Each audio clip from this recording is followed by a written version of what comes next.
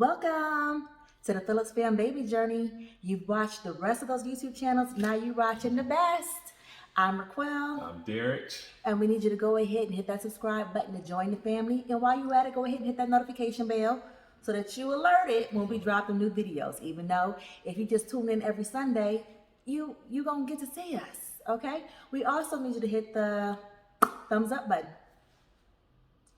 All right, babe, let them know what we're gonna be talking about today. So today we're going to be talking about how to reconnect as a couple when you're in a relationship, especially if you're in a long-term relationship where it's not, once you get past that honeymoon and lust phase, and sometimes you have trouble connecting. You can lose connection just going through the turmoil of life. Just you have to reconnect. So that's what we're going to be sharing today, some top ways that couples can reconnect. Because I know that some people be like, oh yeah, we relationship goals, thank y'all. But we just like anybody else. So if you having problems, it's hard to be married to me. And trust it be getting on my nerves too. No way, impossible. Yes. So one of the first things that I would recommend is go on a getaway together. So it does not have to be something extravagant. It can be something as small as going to the park for the afternoon, just getting out of your regular atmosphere in your house and just going someplace new, okay? And when you get there, I would recommend whatever it is that you're stressing about for that day, avoid it. Just try to have a moment where you connect with each other, because it's the small things. Not the grand gestures, but if you do got that money, go ahead and drop it. Go someplace for the weekend. If you got it like that. But like I said, it doesn't have to be something where you're catching flights and putting all on Instagram and all that good stuff. It can just be as simple as going out to a new restaurant and just having conversation there. Absolutely agree. Just breaking up that monotony of just that daily routine, getting out the house, especially to go for a walk, the park.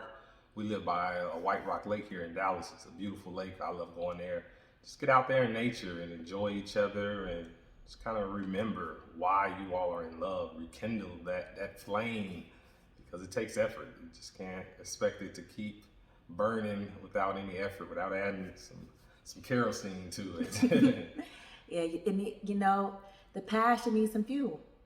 No doubt. And also what's really important is, as Requill said, once you're discussing things, when you're on this getaway, talk about anything else other than what you're stressing over. Just kind of clear your head, give yourself some time to just decompress and talk about stuff that's not stressful to you all. And so some of y'all may be like, you know what, but we got too much on our mind. Mm-hmm. The problem that we're dealing with, it deserves discussion. And so I would recommend writing a letter to your significant other, because this one right here, baby, I can't win no arguments against him. Not arguments. See already. But he went to law school for a year. So whenever I have a grievance, honey, I got to come all the way prepared, because he gonna come up with exhibit A, B, and C and find precedent from other cases that are relevant to this. So I don't like talking to him, because if I don't have all that together, he won't see my point of view. But if I write it out, he can't interrupt me. He can't take me on no tangents. Like, I get to say everything that's on my heart. And so he know if I'm feeling some type of way and he get an email from me, oh baby. So so I said write a letter, but if it's gonna be, it can be a text message, an email. But in that letter that you write to your spouse, after you write that letter, it should help you build a dialogue so that you can once again reconnect. That is the purpose of it, because y'all see I like to talk. And sometimes if y'all watch my videos, y'all see I be going on tangents. I'm like, wait, hold on, what was I talking about? But if you write it out, you get to prove all your points. But at the end of the day, it's not about being right. Right. It's not about winning the battle. It's about respecting each other's points of views, perspectives. Sometimes you have to agree to disagree. Often. No doubt. There's some really good insight. And for me, I'm just more of a logical thinker, and I think a lot of men are really logical thinkers. And Okay, let's pause for a second. See, I'm going on the tangent. So you trying to say I'm illogical? Just being left brain with white brain. So that's something I've had to learn, and I'm constantly working to improve on, is be a better active listener, not looking at it as, oh, this is a debate or a fight. Just actually hear what she's saying so that I can understand her perspective and not try to prove her wrong. So I'm still a work in progress, but I'm trying to get better. Right. And some of y'all may be thinking, but babe, our relationship, I said babe, but y'all may be thinking that y'all have too much anger, too much pent up animosity, resentment towards each other. Another way to get that reconnection, I suggest go to the batting cages. So that is a good way to kind of, release some of that energy, because, domestic violence is not the answer. Don't put your hands on nobody. Don't be breaking up the stuff in your house. A friend of mine had a great idea called the anger room, where people could go and break stuff when they were angry. Unfortunately, my good friend Donna's no longer with us, R.I.P. But go to the batting cages, get that anger out. And then afterwards, maybe go out for drinks so that you can discuss it. So maybe you let some of that tension out. Because, child, I know I had to go to the batting cages a couple times just because, I can't hit him. But I need to hit something, so I hit them balls. Great idea, because I'm a big believer it's not what you say, it's how you say it. So if you're upset, you come from a place of anger, then you're not going to come across to your partner. They're not going to hear you. They're going to be defensive because you're going to be attacking them essentially because you're angry. So like I said, Requill said, find a way to unleash that anger in a positive, healthy way, then come back to the conversation. You've had some time to self-reflect and really compose your thoughts to make sure that you're going to come across clear to your partner and not make them feel under attack. Another recommendation I have is to play the question game. Ooh. And some of y'all may be thinking like, okay, what is that? Basically, just ask each other open-ended questions. So this is more so like, maybe you feel your partner's a little distant. Maybe you're not getting to spend enough time together. Maybe you have something stressful going on. I mean, when we're going through the IVF process, Stressful. that's a stressful process for sure. When people are making transitions in their careers and your money may start to look a little funny, you're like, whoo, child. So, those are things that can create distance in a relationship sometimes. But just sitting down and just having that conversation, and it should be a fun game. I mean, it shouldn't be, so why you didn't wash the dishes yesterday? No one likes being attacked. Or why you always eat all your curlers and stuff around the sink in the bathroom? Nothing like that. I mean, ask things maybe, what do you remember about our first date? What stood out about our conversation that let you know that I was somebody that you possibly want to continue to date? Do you remember what I had on for our first date? That's a real question. You remember it? Like, I'm putting them on the spot. Was it the green dress? I think it was a dress. You had one of your Michelle Obama dresses. I had on a red dress. It was a dress. But it was not green. I remember that dress.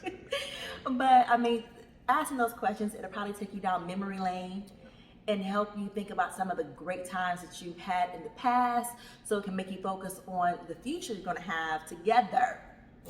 That brings up the point. One thing we like to do, we have a book where we write down things that we've accomplished, just our wins. And the reason we do that, because it's easy to forget about those wins. It's easy to forget about why you fell in love with your partner and just all the great things that has happened since you all been together. So something like that is an idea where you can go through that book together and reflect, like, oh yeah, this did happen. Oh yeah, this is why I love you. So just want to be reminded of why you fell in love with your partner, because it's easy to get distracted and overwhelmed with the stressors of everyday life and just get into that routine and forget. Great tips. All right, but you gave him a bonus one, because like he said, we have a book where we write our wins in. So if you're not currently doing that, let's say your relationship, y'all in a good place, y'all vibing, y'all rocking, y'all rolling. Write down why y'all rocking and rolling. So if you in a good spot, do that so that you can, when you need to refer back to it, you have it.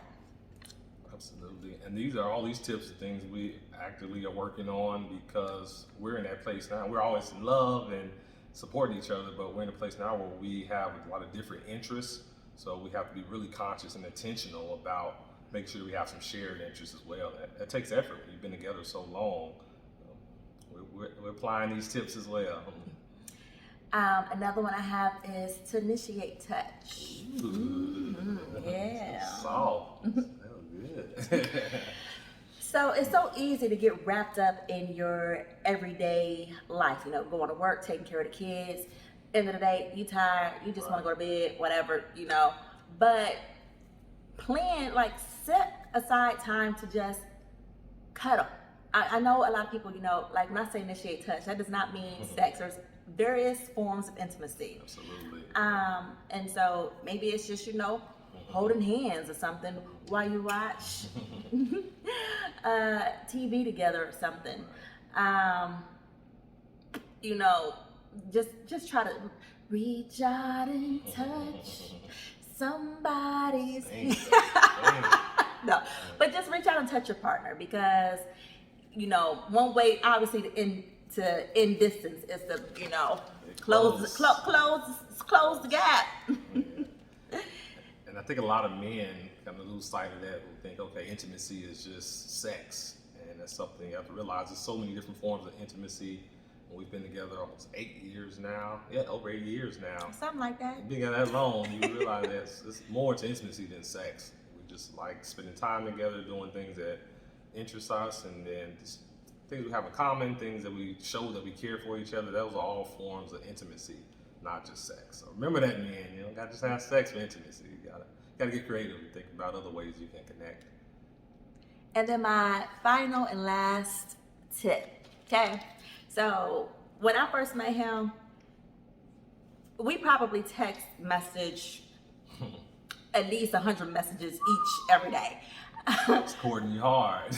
Okay, and so it was nonstop. I'm at work. I'm with my girls. I'm at the gym. Wherever I'm at, we got a text conversation going on all day long.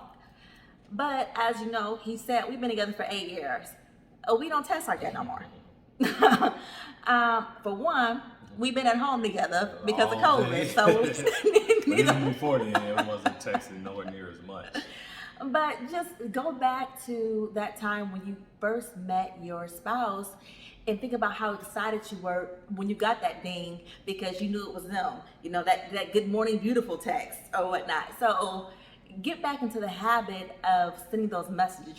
Make it a little sexy. Sext a little bit. Send a cute little naughty picture or something. Just to help, take you back to where your relationship used to be. Absolutely. And just don't lose sight that relationships are work. It's not all fun and games. And I think it's easy for people who may have been together a long time and they kind of forget, they miss that feeling of just that lust, that just excitement. So you have to work to get that back. Just leaving that relationship and going to find it with someone else, that's only a temporary fix. You're going to be back at that place again long term if you don't actively, intentionally work to keep that flame burning. Listen, that's a smart man. That is a smart man. I married a smart man. The grass is not always green on the other side. Water your own grass. Indeed. All right, well, we hope that you guys enjoyed these tips. Make sure that you drop some comments below to let us know if you used any of these and if they work for you, or share. Sharing is caring. So put them below in the comments. And once again, I'm gonna need you to go ahead and subscribe to the channel if you're not already a fan. Give us a thumbs up. And remember, your miracle is on the way. I'm out.